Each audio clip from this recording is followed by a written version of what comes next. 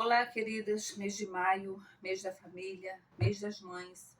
E novamente Choufa 10 nos desafia agora com o projeto Mães da Bíblia. E a mim coube falar sobre Agar, a mãe de Ismael, a quem eu decidi intitular de uma mãe solo. O termo mãe solo ele vem sendo amplamente utilizado para designar aquelas mulheres que são responsáveis pela criação e educação de seus filhos. Como o próprio nome sugere, elas exercem a maternidade solo sem a ajuda do pai da criança.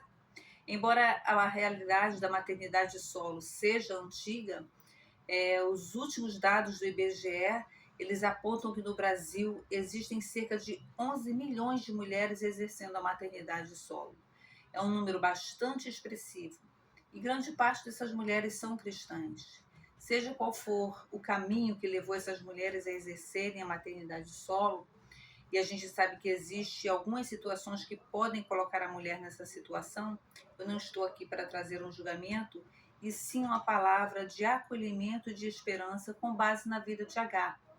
Essa classe de mães, elas carregam, elas suportam uma carga emocional muito grande por terem que lidar sozinhas com o desafio de serem mães, de educarem uma criança, que é uma tarefa muito difícil. Portanto, mãe solo, eu estou aqui para te dizer que Deus te conhece intimamente e que Ele vê os seus desafios. Nós encontramos a intrigante história da escrava Agar e de seus senhores nos capítulos 16 e 21 do livro do Gênesis. Embora algumas mulheres elas exerçam a maternidade solo por uma escolha própria, não foi assim com Agar. Agar é uma escrava e escravos não têm vontade. E então a gente encontra o texto dizendo que Sara estava impaciente com a demora de Deus em lhe dar um filho, e ela sugere que Abraão use a escrava Agar como uma espécie de barriga de aluguel. O que Sara não contava, né, não tinha nos planos dela, é que Agar é um ser humano. E Agar, ela, quando se viu grávida do poderoso Abraão, ela começou a desprezar a sua senhora. E Sara então vai reclamar com Abraão sobre isso, e Abraão fala: ora, a escrava é sua, faça com ela o que você quiser. A gente vê Abraão cinzentando, né, da bagunça, lavando as mãos, e Sara passa então, o texto diz que Sara passa a humilhar e a maltratar Agar de uma tal forma que Agar não suporta e foge para o deserto. E é nesse cenário de deserto que a gente vai encontrar Agar, uma mulher escrava, sozinha, grávida, rejeitada, abandonada e desesperada.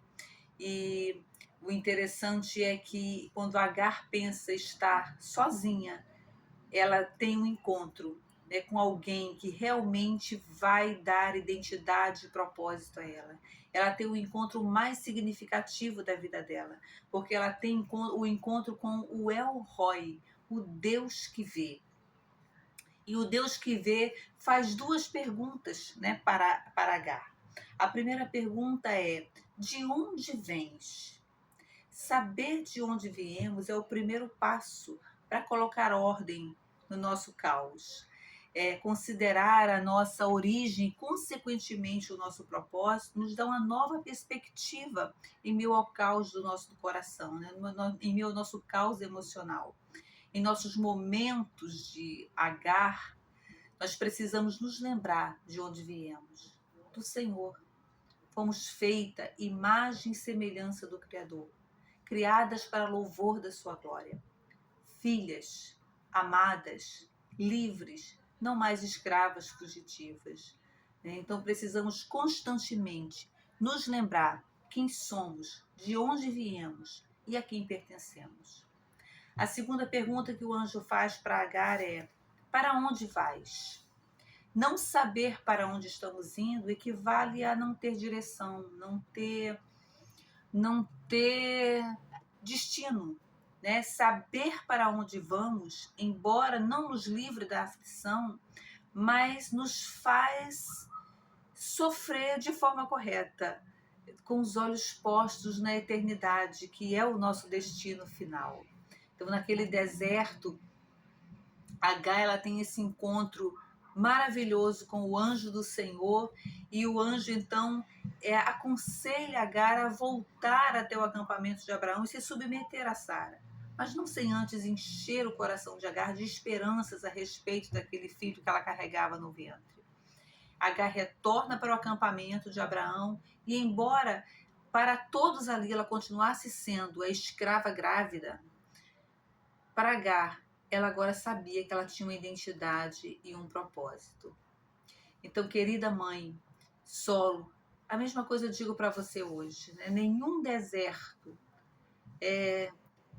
que você esteja passando pode ser tão grande, né? Pode ser tão desolador que o Senhor não possa te encontrar, né? Apesar de deserto ser um lugar de escassez, um lugar de desesperança, um lugar de aridez. Quantas vezes, né? A gente geralmente usa esse termo de deserto para designar algumas fases da nossa vida. E eu te pergunto, quantas vezes, mãe solo, você se vê num deserto? Você se vê sem direção, sem perspectiva, sem esperança? Quantas vezes você quer fugir? Assim como H fugiu, você quer fugir de situações, quer fugir de pessoas, quer fugir às vezes de si mesma e quem sabe até do próprio Senhor, como se isso fosse possível, né?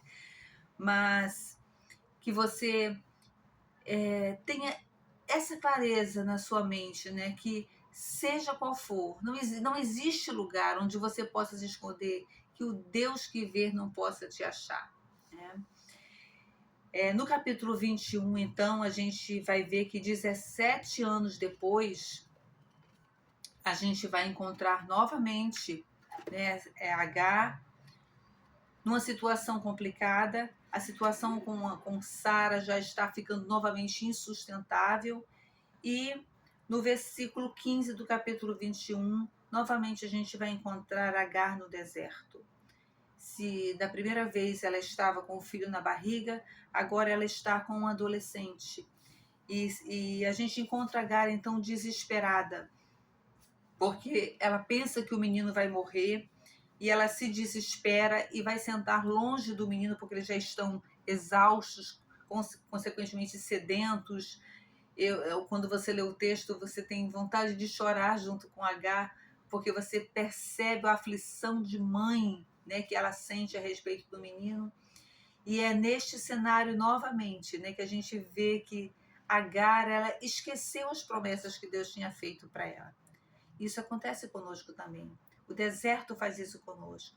Às vezes a gente esquece as maravilhosas promessas que Deus já nos fez, as maravilhosas promessas que Deus fez a respeito de nossos filhos. Mas quando nós estamos no deserto, nós nos esquecemos disso. E o anjo então faz outra pergunta para Agar. Ele pergunta: o que te aflige? Essa é uma pergunta interessante. Eu pergunto para você também: o que te aflige, mãe solo? O que te aflige? Qual é o seu medo? Né? Você tem medo acerca do que em relação aos seus filhos? Você tem medo em relação às preocupações, às circunstâncias diárias, a respeito da comida, a respeito da vestimenta, a respeito das emoções, a respeito da vida espiritual? Qual é o medo que você tem em relação aos seus filhos?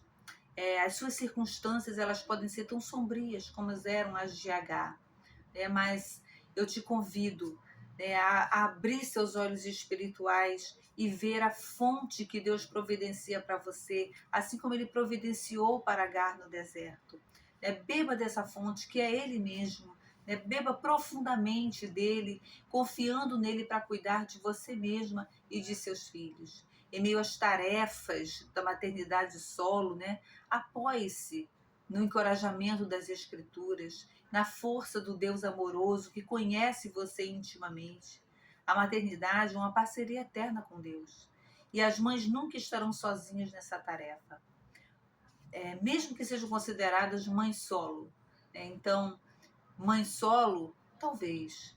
Mães sozinhas, jamais. O Deus que vê, Ele está com você todos os dias, como Ele prometeu. Amém?